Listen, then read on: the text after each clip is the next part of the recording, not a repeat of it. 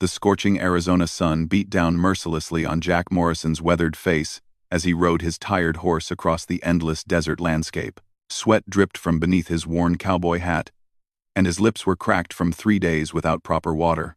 His horse, a faithful mare named Belle, moved slowly through the rocky terrain, her breathing heavy and labored. Jack had been a cattle rancher for 15 years, but never had he found himself in such a desperate situation. A week ago, a band of outlaws had raided his ranch, stealing his cattle and burning his home to the ground.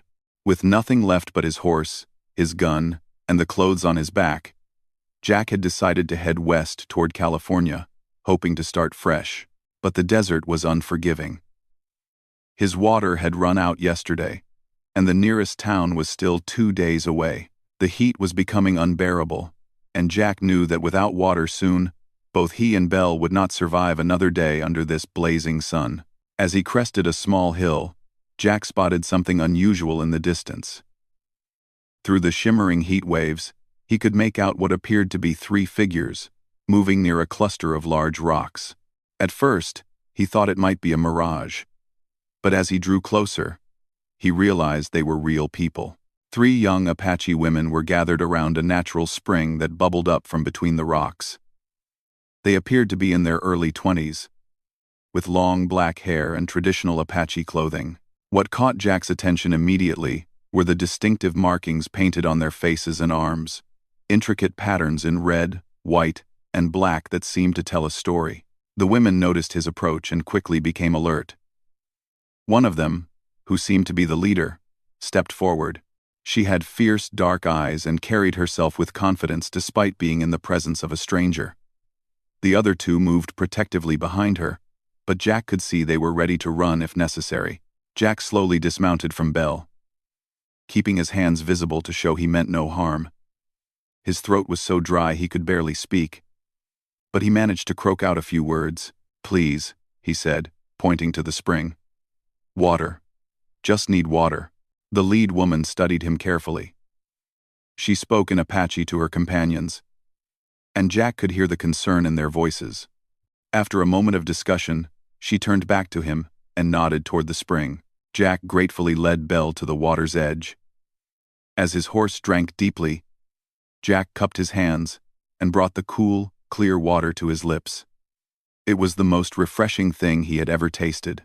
He drank slowly, trying not to make himself sick, and felt strength returning to his body. While he drank, Jack became aware that the 3 women were having an intense discussion in their native language. He caught glimpses of them looking at him, then at each other, and occasionally pointing in different directions. There seemed to be some disagreement among them about something important. After several minutes, the leader approached him again. She spoke in broken English, her voice urgent. "You, cowboy," she said, pointing at his hat and boots. "You know white men's ways?" Jack nodded, wiping water from his mouth. "Yes, I'm a rancher." Was a rancher. She exchanged glances with her companions before continuing. "We need help. Bad men come. They want to take us to reservation. We run, but they follow." Jack's blood ran cold. He had heard stories of government agents and bounty hunters who tracked down Apache people who had left the reservations. It was dangerous work, and those who did it were often ruthless men who cared little about the welfare of the people they captured. "How many men?" Jack asked, looking around nervously. 5 men, maybe 6. They have guns, horses. They come from north." She pointed toward a ridge in the distance. Jack could see dust clouds on the horizon, indicating riders approaching. His heart began to race as he realized the gravity of the situation. These 3 women were in serious danger, and now, by association, so was he. The woman continued speaking, her voice becoming more urgent. "We know secret way through desert. Safe path to Mexico. But we need protection. You help us, we help you." Jack looked at the approaching dust clouds, then back at the 3 women. He thought about his burned ranch, his stolen cattle, and his uncertain future. He had nothing left to lose, and these women were offering him safe passage through treacherous territory he didn't know. But more than that, something about their situation reminded him of his own sister, Sarah, who had died young from illness. He couldn't bear the thought of these innocent women being captured and forced into a life they didn't want. "What kind of help do you need?" he asked. The leader's eyes lit up with hope. "You fight with us. You know gun. We know land. Together, we escape."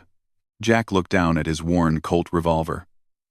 He wasn't a gunfighter by trade, but he had defended his ranch from bandits before. He was a decent shot and had always been able to handle himself in tough situations. The dust clouds were getting closer now.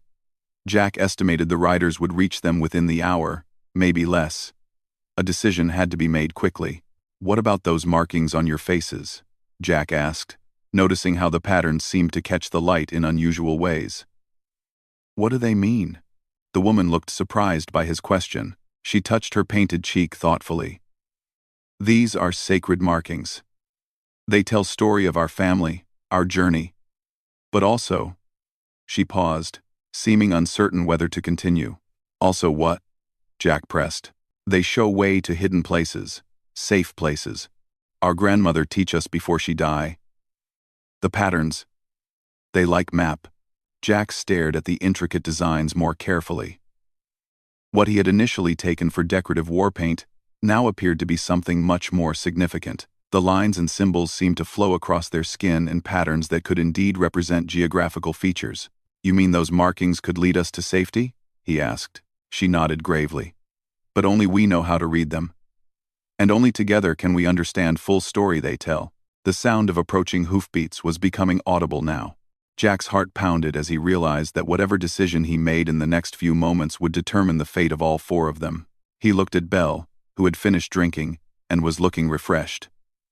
Then he looked at the three Apache women, seeing the fear and desperation in their eyes despite their brave facades. Finally, he looked toward the approaching riders, knowing that they represented danger and possibly death.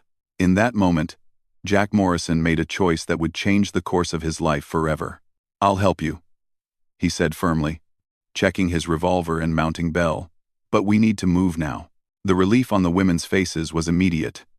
The leader quickly spoke to her companions in Apache, and they began gathering their few belongings. "My name is Ayana," the leader said as she prepared to move. "This is Chenoa and Kaya." She pointed to her companions, who nodded respectfully at Jack. "Jack Morrison," he replied, tipping his hat. "Now, which way do we ride?" Ayana pointed toward a narrow canyon that cut between two towering mesas. "That way leads to first marker. But path is dangerous. Many rocks, easy to get lost." "More dangerous than those men chasing us?" Jack asked, glancing back at the approaching dust cloud. Ayana's expression grew serious. "Different danger. But we have protection." She touched the markings on her face again. "These show us safe way." Without another word, the four of them set off toward the canyon. Jack rode Belle, while the three women ran alongside, moving with the grace and endurance that came from a lifetime in the desert. Despite the urgency of their situation, Jack couldn't help but admire their athleticism and their intimate knowledge of the terrain. As they entered the canyon, the walls rose high above them, providing welcome shade from the brutal sun. The path wound back and forth between massive boulders, and Jack quickly realized that without a guide, he would have been hopelessly lost within minutes. Behind them, the sounds of pursuit were growing louder. Shouts echoed off the canyon walls, and Jack could hear horses' hooves clattering on stone. Their pursuers had reached the spring and were following their trail. "How much farther?" Jack called to Ayana as they navigated around a particularly large boulder. "Not far to first marker," she replied, breathing hard but still moving strong. Suddenly, Chenoa, who had been bringing up the rear, called out in Apache.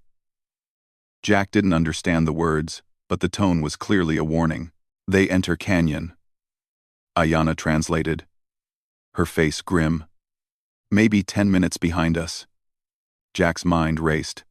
10 minutes wasn't much of a lead, especially if their pursuers' horses were fresh.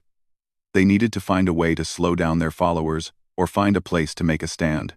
As they rounded another bend, the canyon opened into a small circular area surrounded by high walls. In the center was an ancient rock formation that looked like it had been carved by wind and water over thousands of years. Strange symbols were carved into its surface, and Jack noticed that they seemed to match some of the patterns painted on the women's faces. "This is first marker," Ayana announced, touching one of the carved symbols. "Here we decide path." She studied the markings on the rock carefully, then looked at the patterns on her own face and those of her companions. It was like watching someone read a complex map that only they could understand. "The path divides here," she said finally. "3 ways to go. One leads to water, but is slow. One leads to high ground, but is dangerous. One leads to hidden cave, but—" She hesitated. "But what?" Jack asked, listening for sounds of pursuit. "Cave is sacred place.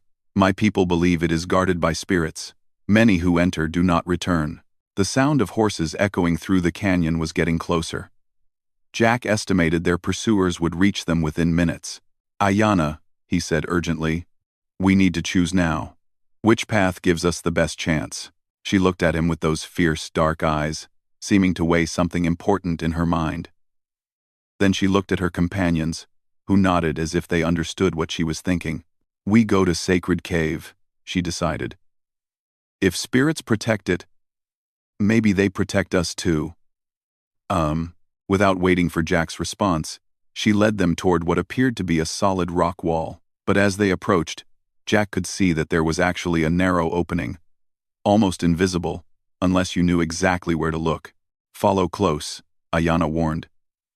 In darkness, easy to lose way. They squeezed through the opening just as the first of their pursuers appeared in the circular area behind them. Jack heard angry shouts and the sound of men dismounting to examine the marker stone. Inside the cave, the temperature dropped dramatically, providing relief from the desert heat, but the darkness was almost complete.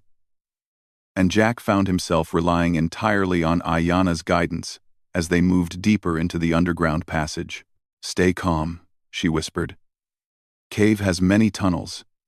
Easy to get lost, but we know way." The passage seemed to go on forever, winding back and forth through the rock. Sometimes the ceiling was so low they had to crawl. Other times it opened into vast chambers that echoed with their footsteps.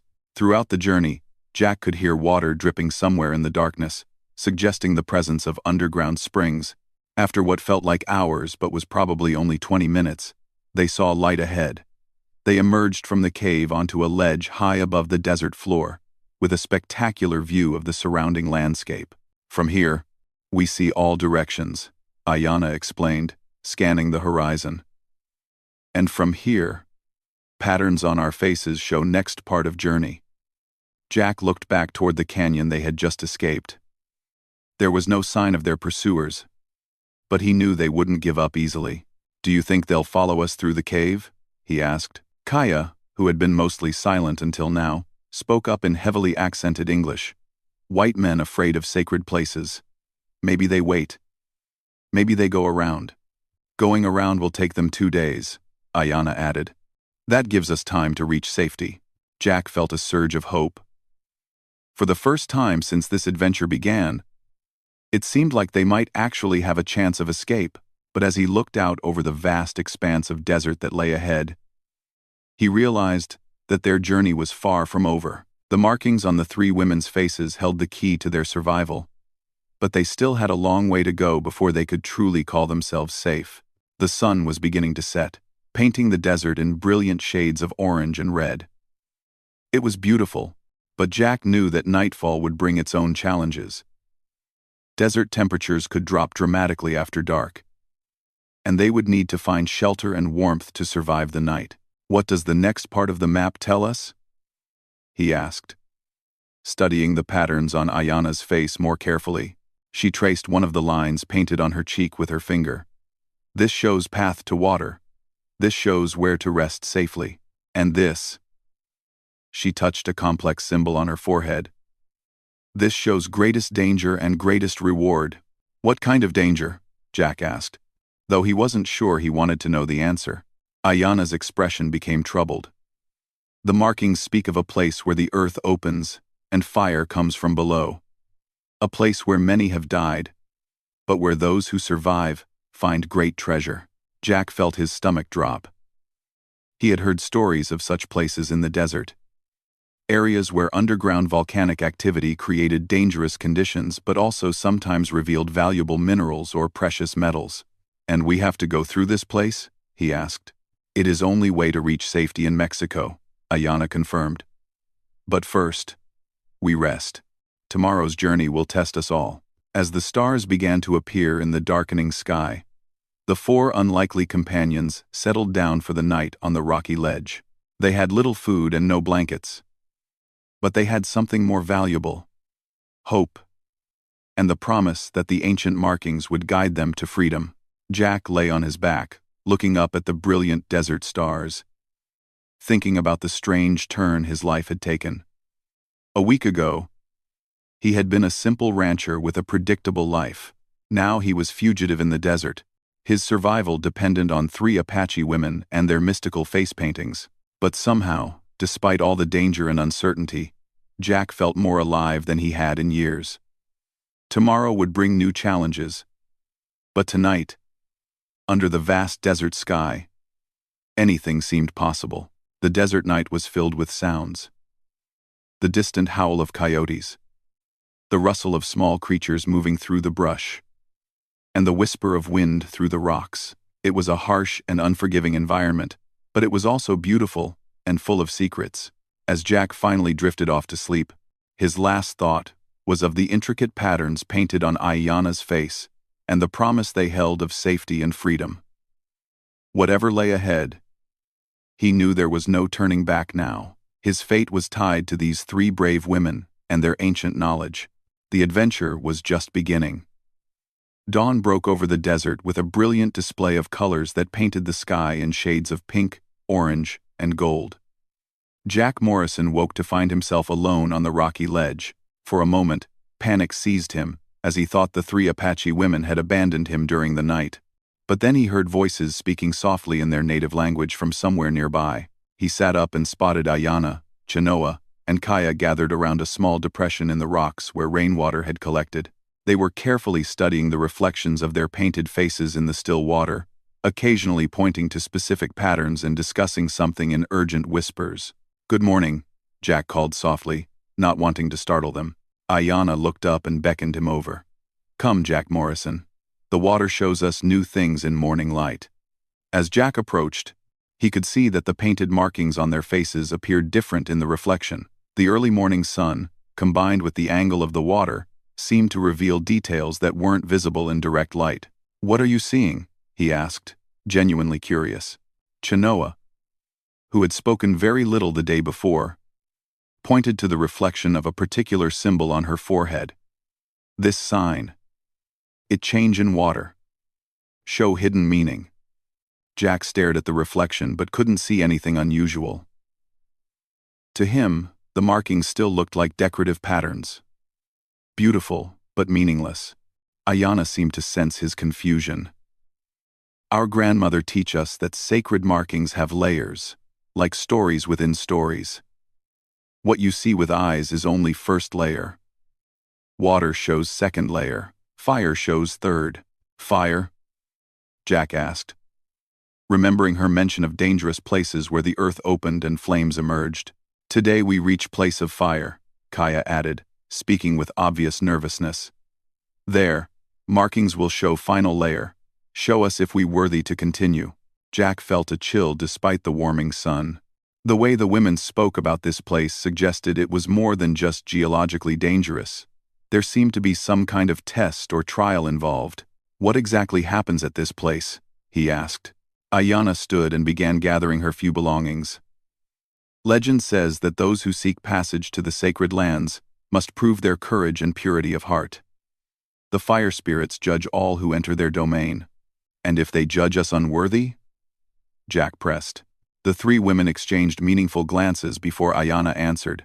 "Then we join the bones of all the others who tried and failed." Jack swallowed hard.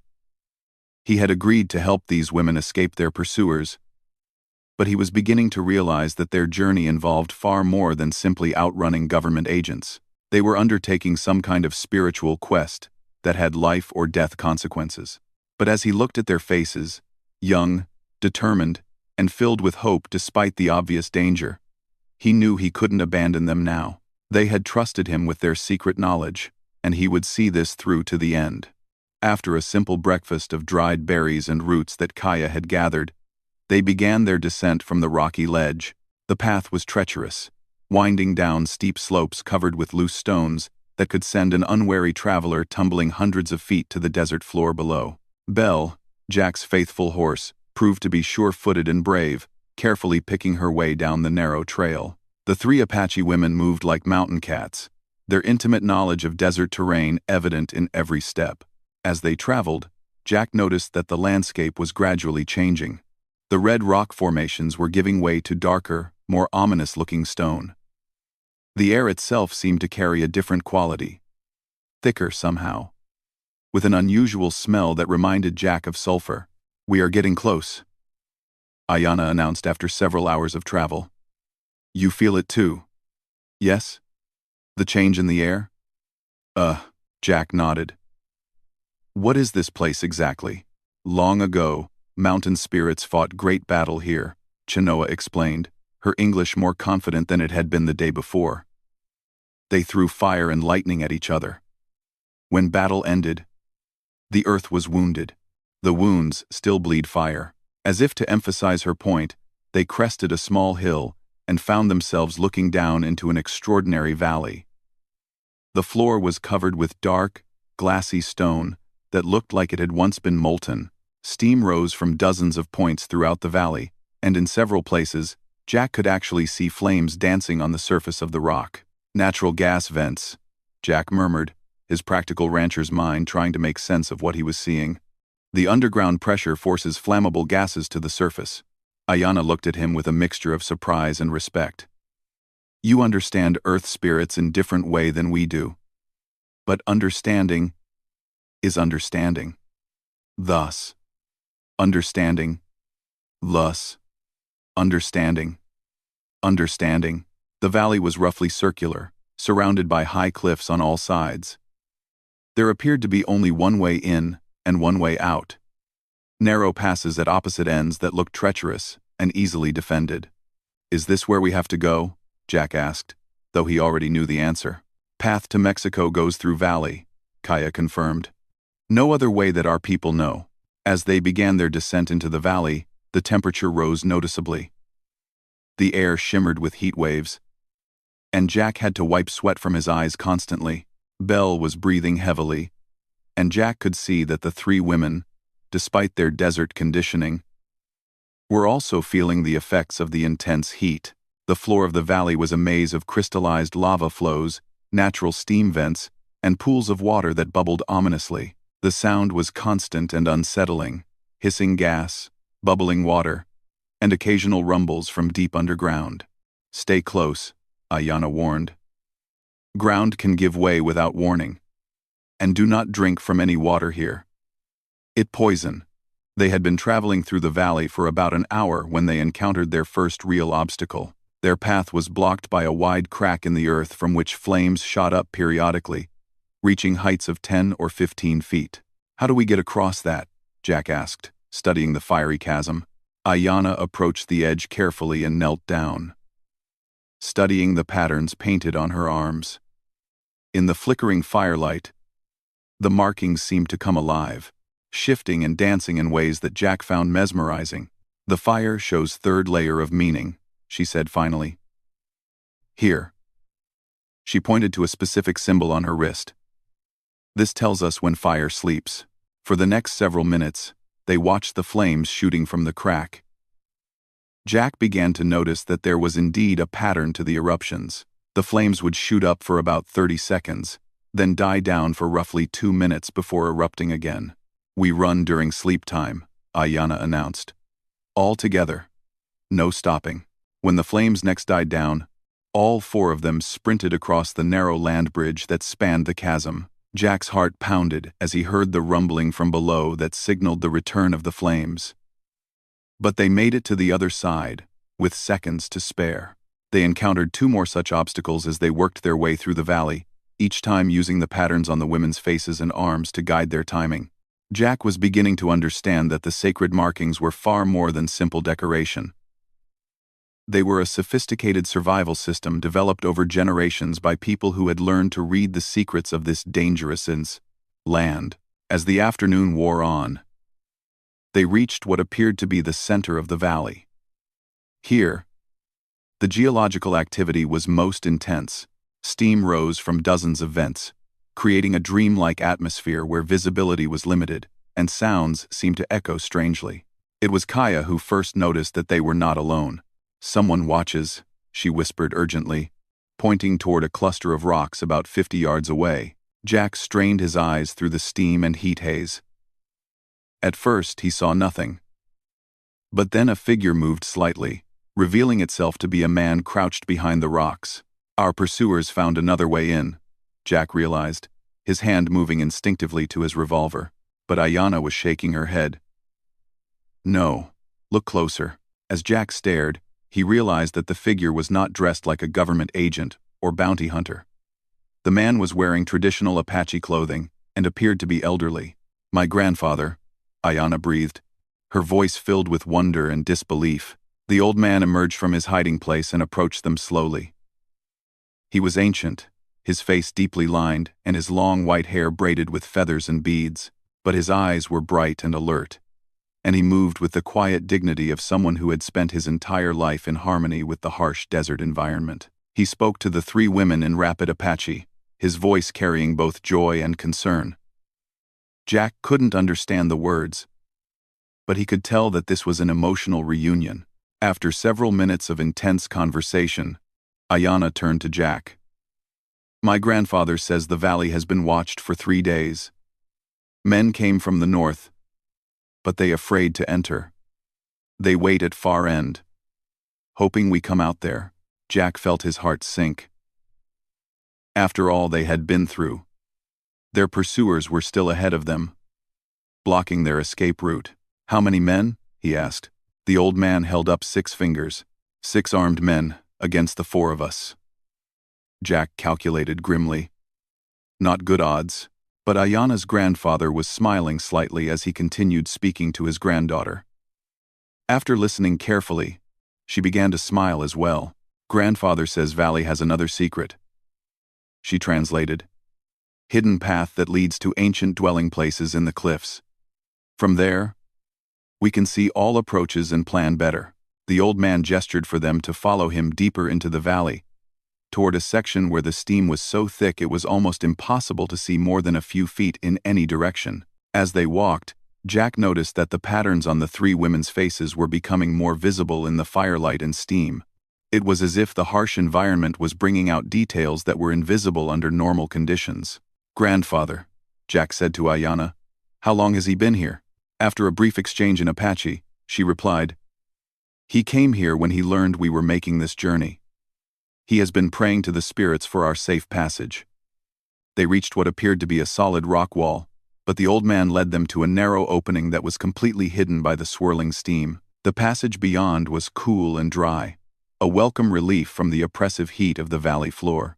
The tunnel led upward at a steep angle, and after a challenging climb, they emerged onto a natural platform carved into the cliff face. From this vantage point, they had a perfect view of the entire valley and its 2 entrances. "There," Kaya pointed toward the far end of the valley. Through the steam and heat haze, Jack could make out the shapes of men and horses positioned near the exit. They had indeed been outflanked by their pursuers. Ayanna's grandfather spoke again, this time with obvious urgency. "He says the men have been there since yesterday. They grow impatient. They may enter valley soon to search for us." Jack studied the tactical situation. The platform they were on was easily defensible. Only 1 person at a time could climb the hidden passage. But they were also trapped here, with no obvious escape route.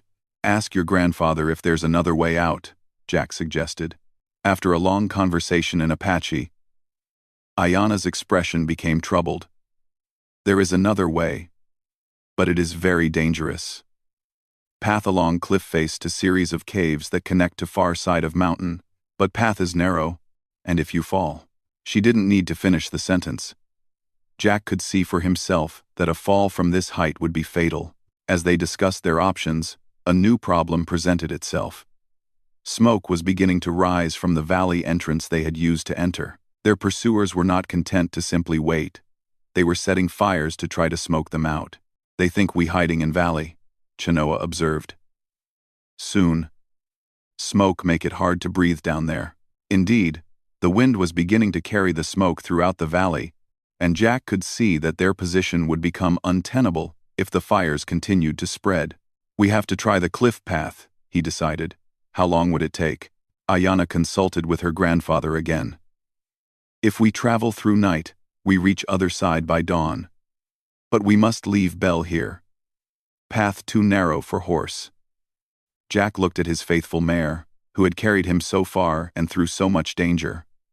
The thought of abandoning her was painful, but he could see no alternative. As if reading his thoughts, the old man approached Belle and spoke to her in Apache, stroking her neck gently. Then he turned to Jack and spoke in surprisingly clear English. "I stay with horse, lead her to water, keep her safe. You take granddaughters to freedom." Jack was moved by the old man's sacrifice. "But what about you? Those men will find you." The grandfather smiled and tapped his chest. "Old heart not afraid of death. Young hearts must live to carry on the stories." There was wisdom and finality in his words that told Jack there was no point in arguing. This brave old man had made his decision. As darkness began to fall over the valley, they prepared for their perilous journey along the cliff face. The markings on the women's faces seemed to glow in the firelight from the valley below, and Jack realized that these patterns would now guide them through their most dangerous challenge yet. Ayana took the lead as they began to inch their way along a ledge that was barely 2 feet wide. Below them, the valley floor looked impossibly far away, while above them, the cliff face stretched up into darkness. The path required absolute concentration.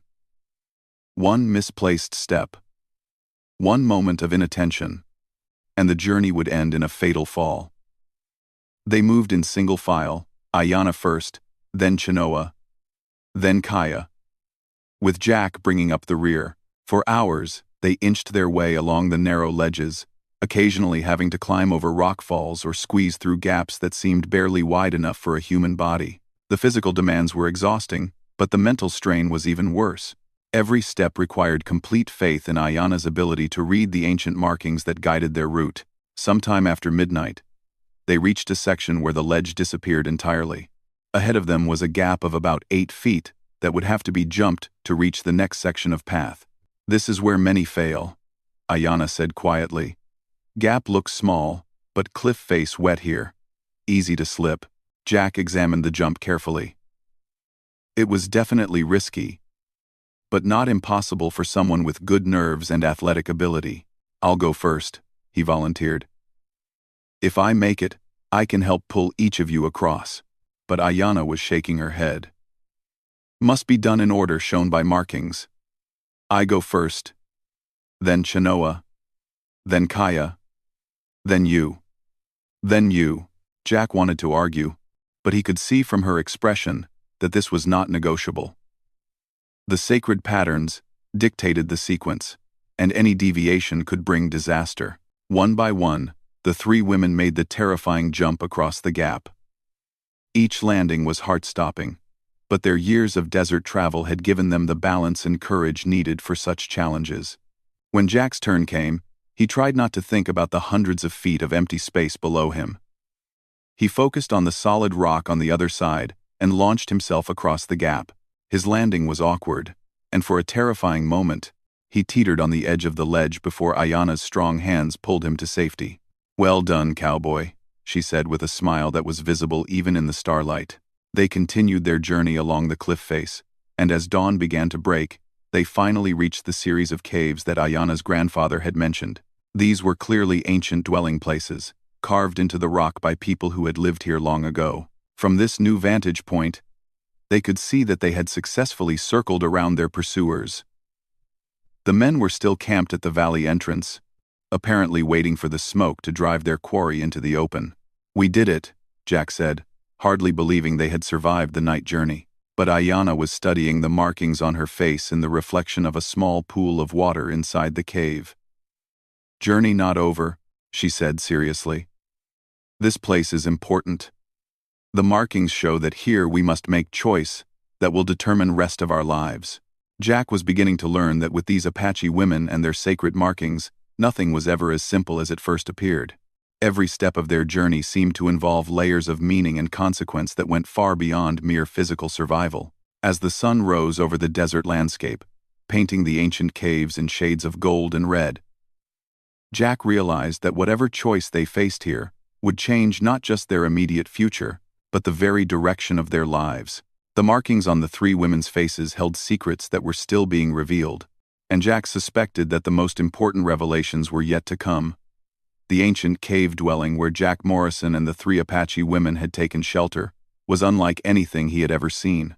The walls were covered with petroglyphs that seemed to tell the story of countless generations who had passed through this sacred place. Some of the symbols matched the patterns painted on the faces of Ayana, Chenoa, and Kaya, but others were completely unfamiliar.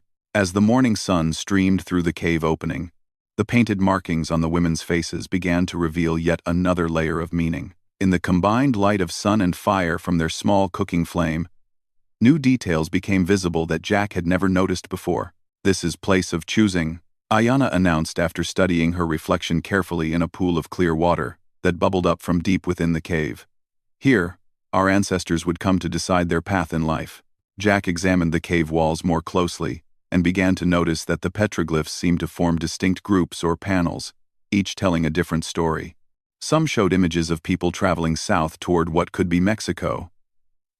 Others depicted figures heading east toward what might be the Great Plains. Still others showed people climbing upward, as if ascending to a spiritual realm. "What kind of choice are we talking about?" Jack asked, though he was beginning to suspect that whatever decision they faced would be more complex than simply choosing a travel route. Chenoa, who had been the quietest of the three women throughout their journey, suddenly spoke up with more confidence than Jack had heard from her before. "The markings on our faces, they not just map of land," she explained. "They also map of soul. Journey through desert is journey through self. Now we must choose who we want to become." Kaya nodded in agreement. "For us, choice is whether to go to reservation and live safe but limited life, or continue to Mexico and live free but dangerous life." "And for me?" Jack asked. Ayana looked at him with those penetrating dark eyes. "For you, choice is different. You help us reach this sacred place. Now spirits ask, will you continue with us as true brother, or will you return to your old life as stranger?" Jack felt a chill run down his spine. He had assumed that once they reached safety, they would part ways, and he would continue his journey west to California. But it seemed that the spiritual forces at work in this place had other ideas. "What does it mean to continue as a true brother?" he asked. Before Ayana could answer, Kaya suddenly pointed toward the cave entrance. "Someone comes," she whispered urgently. They all froze and listened. Sure enough, the sound of footsteps on stone could be heard approaching their hiding place. Jack's hand moved to his revolver, but Ayana gestured for him to wait. An elderly Apache woman appeared at the cave entrance. She was dressed in traditional clothing that was even more elaborate than what the three younger women wore. Her face was painted with intricate patterns that seemed to encompass all the designs Jack had seen on the others, plus many more. The old woman spoke in Apache, and Jack could tell from the respectful way the three younger women responded that this was someone of great importance. "This is Grandmother Itzel," Ayana explained. "She is keeper of the sacred markings. She has come to witness our choosing." Grandmother Itzel approached Jack and studied him carefully. Her aged eyes seemed to see right through him, evaluating not just his physical presence but his character and intentions. After a long moment, she spoke in heavily accented but clear English. "Cowboy man, you have proven yourself worthy to learn our secrets. But secrets come with responsibility. Are you prepared to accept burden of knowledge?" Jack wasn't sure how to respond. "What kind of burden?" The old woman gestured toward the painted markings on the three younger women's faces. "These patterns, they hold location of sacred places throughout all the lands of our people. Places where water can always be found. Places where shelter is safe. Places where spirits dwell." She paused and fixed Jack with a steady stare. This knowledge has been passed down for many generations. Those who receive it become guardians, responsible for protecting these sacred sites and helping other travelers who seek safety. Jack began to understand the magnitude of what was being offered to him. This wasn't just about helping 3 women escape to Mexico. He was being invited to become part of an ancient network of knowledge and responsibility that stretched across the entire American Southwest. "If I accept this burden," he asked, "what happens to my life?" "My plans to start over in California?" Grandmother Itzel smiled slightly. "Life rarely goes according to our plans, cowboy man. Sometimes, spirits have different path in mind." She approached the pool of water where the women had been studying their reflections and began to prepare something from a leather pouch she carried. As she worked, she continued speaking, "The choice is yours to make freely. No shame in saying no. But know that if you accept, you will never be alone again. Wherever you travel in this land, you will find friends and helpers. Your life will have purpose beyond your own needs." Jack looked at Ayanna, Chenoa, and Kaya. Over the past few days, he had grown to admire and respect these brave women more than anyone he had ever known. The thought of parting ways with them and returning to his solitary existence suddenly seemed unbearable. "What would I need to do?" he asked. Grandmother Itzel held up a small pot containing what appeared to be paint made from various natural pigments. "First, you must receive the markings. This is not something done lightly. Once painted, they cannot be removed. They become part of who you are." Jack felt his heart racing.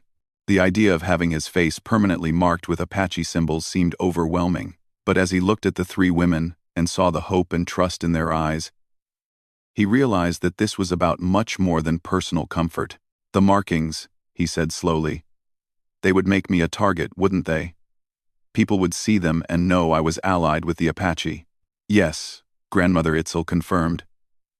"In some places, that could be dangerous. But in sacred places, in safe places, markings would identify you as protector and guide."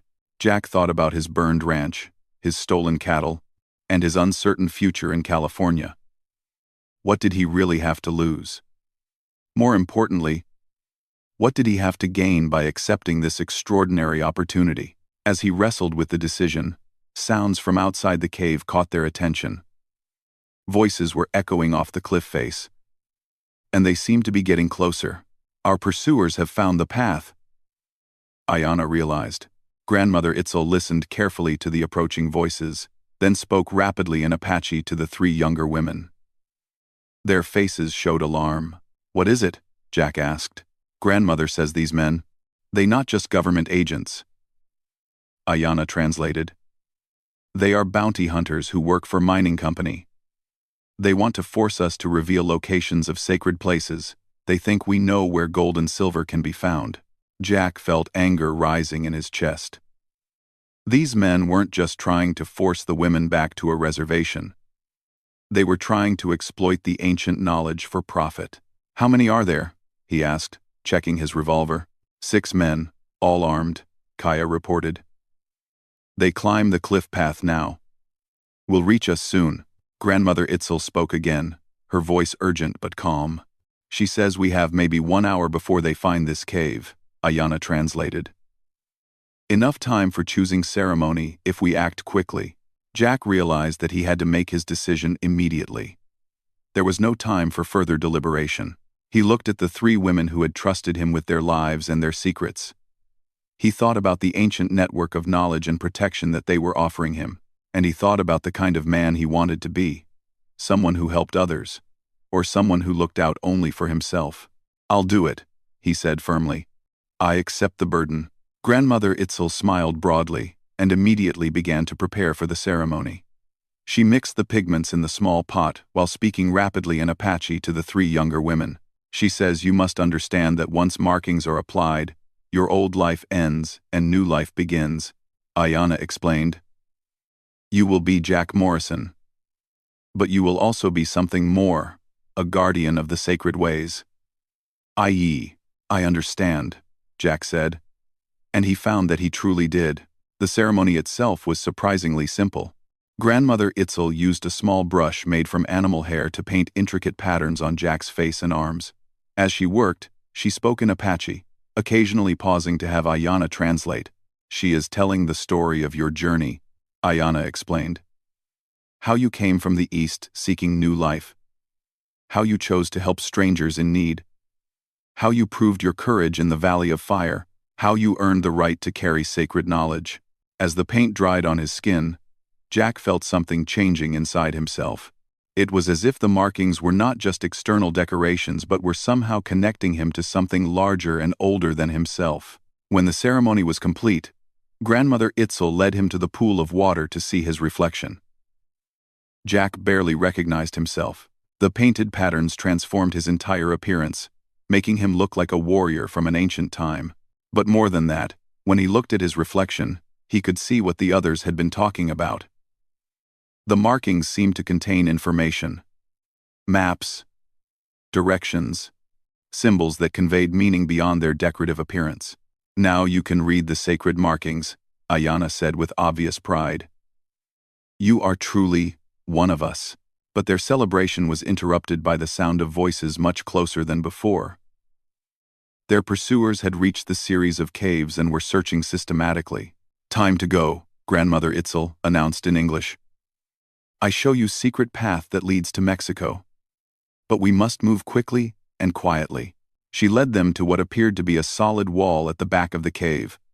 But when she pressed on a specific stone, part of the wall swung inward, revealing a hidden passage. "This tunnel goes under mountain," she explained. "Very old. Made by people who lived here before us." The passage was narrow and dark, but it felt solid and well constructed. As they made their way through the underground route, Jack marveled at the engineering skill of whoever had built it centuries earlier. After what felt like hours of walking through the tunnel, they emerged from a concealed opening on the south side of the mountain. The landscape here was different from what they had left behind, greener and more hospitable, with a small stream running through a valley lined with trees. "We are in Mexico now," Grandmother Itzel announced. "Sacred lands of our cousins." In the distance, Jack could see smoke rising from what appeared to be a village.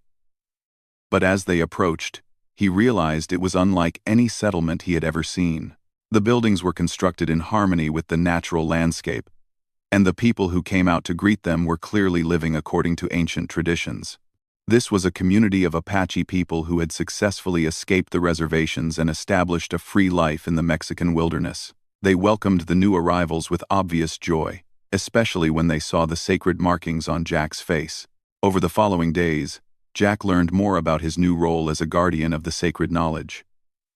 The markings on his face identified him to other Apache communities throughout the southwest and northern Mexico. He could travel safely in places where other white men would be viewed with suspicion or hostility. More importantly, he learned that he was now part of a network of people dedicated to helping others who sought freedom and safety. The sacred markings were indeed a map, but they mapped more than just physical locations. They identified communities, resources, and safe havens throughout a vast territory. Ayana, Chenoa, and Kaya were assigned roles as his teachers and companions. Together, they would travel throughout the region, helping other refugees and escapees find safety, while also protecting the sacred sites from exploitation by mining companies and other commercial interests. Jack's life as a simple cattle rancher was indeed over, but his new life as a guardian of the ancient ways promised to be far more meaningful and adventurous than anything he could have imagined. As he stood on a hillside overlooking the hidden village, watching the sun set over the Mexican landscape, Jack reflected on the strange series of events that had brought him to this point. A week ago, he had been a man with nothing left to lose. Now he was part of something larger and more important than he had ever dreamed possible. The markings on his face had indeed been the key to survival, but they had also become the key to an entirely new way of living. The three Apache women had offered him far more than safe passage through the desert. They had offered him a chance to become part of their ancient tradition of knowledge and protection. That night, as the village celebrated their safe arrival with traditional songs and dances, Jack realized that his decision to help three strangers at a desert spring had changed the course of his entire life. Sometimes the most important choices are made in moments of crisis, when there is no time to think, but only to act according to one's deepest values. The bounty hunters who had pursued them never found the hidden village. Some said they became lost in the desert and were never seen again. Others claimed they eventually gave up the chase and returned to the mining company that had hired them with reports that their quarry had simply vanished. But Jack Morrison had not vanished. He had been transformed. The cowboy who had once raised cattle on an Arizona ranch had become something much more rare and valuable. A bridge between two cultures, a protector of ancient wisdom, and a guardian of sacred places that held the key to survival in one of the harshest environments on Earth. The markings on his face told the story of his transformation, and they would guide his steps for the rest of his life as he helped others find their way to safety and freedom. In a land where water was scarce and danger was always present, knowledge was the most precious resource of all, and Jack Morrison had become a keeper of that knowledge, marked forever by his choice to help 3 Apache women whose painted faces held the secrets of survival in the American Southwest. The cowboy's old life had ended in the desert, but his new life as a guardian of the sacred ways was just beginning.